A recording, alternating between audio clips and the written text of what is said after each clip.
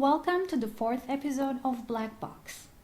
This episode will be different from all the other episodes because this time I will introduce a composition that employs not only solo piano but also live electronics. Zellen-Linien, cells and lines, composed by one of the most important electronic music composers of our time, Tutschku. I will particularly focus on one fascinating aspect of this composition, which is the interaction between computer and performer, and how this interaction affects the aural outcome of each performance. First, a few words on the idea of live electronics. Well, the technological improvements and inventions always changed the way with which we made music. Probably the most important musical invention for the development of electronic music was the invention of recording. Already in the late 19th century, devices such as the phonograph emerged, which were able to record sounds. And finally, when recording on tape was made possible in the 30s and then developed and standardized in the 60s, the whole understanding of music was revolutionized because the music now freed itself from the necessity of a live performer. Soon, the composers developed many different ways of incorporating such technologies in their compositions. They either wrote compositions for one or more tapes, or tape and live instruments. There were of course also some disadvantages of this technology. First of all, every single playback of the tape was identical, and when instrumentalists were to perform with tape, they had to remain strictly in tempo, since once the tape started, it would not wait for the performer to breathe at any point.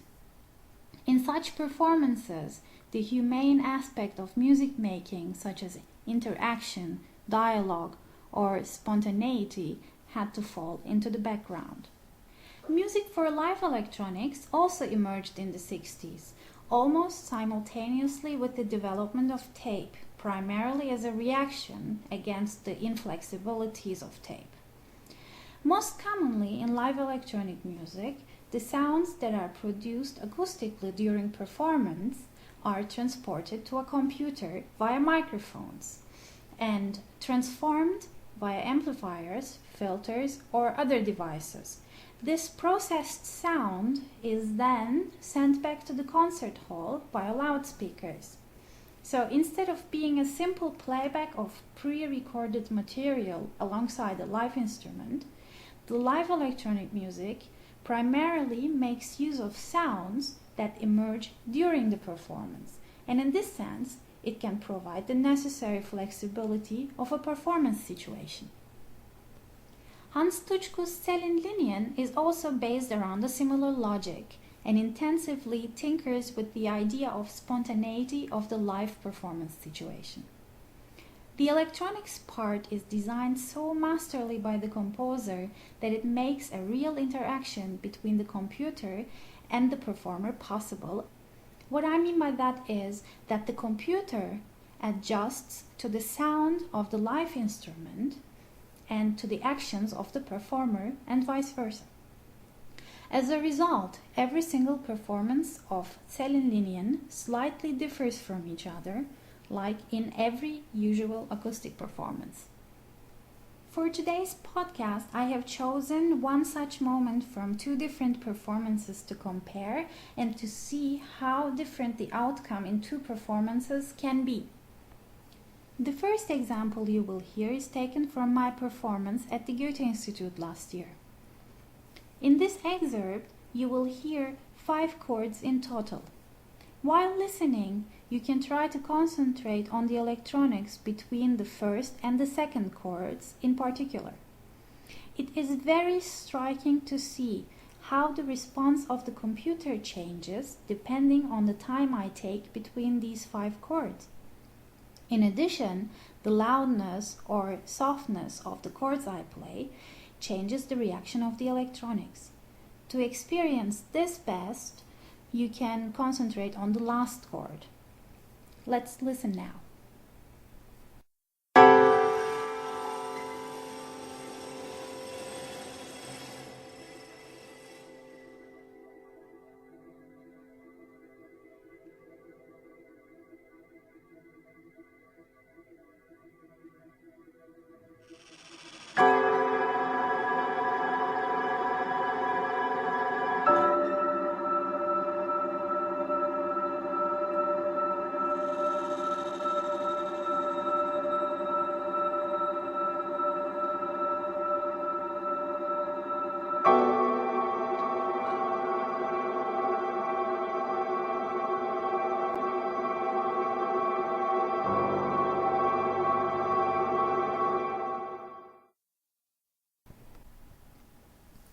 Now we will listen to the same section from my recording at the Electroacoustic Music Festival in New York City.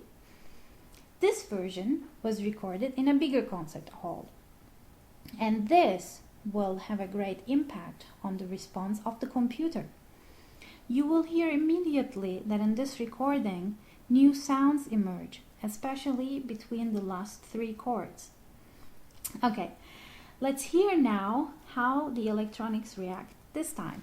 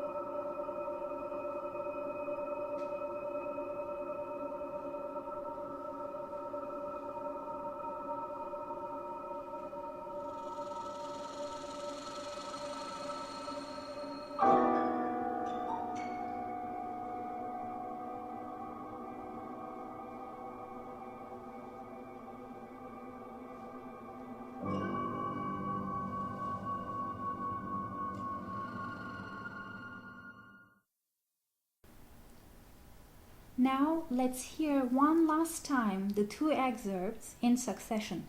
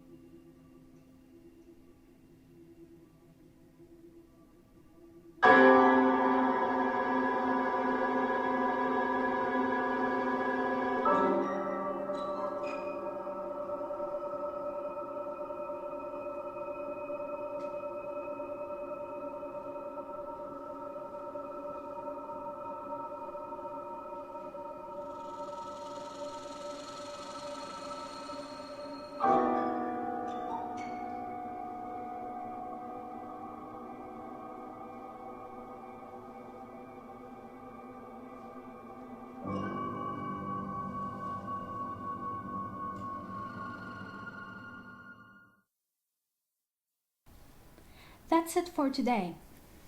A full recording of this piece you can find on my website www.sedaröder.com. And as always, please let me know if you have any comments on this podcast, either by simply emailing me at seda@sedaröder.com or using the comments field on my website. Thanks for listening, and bye.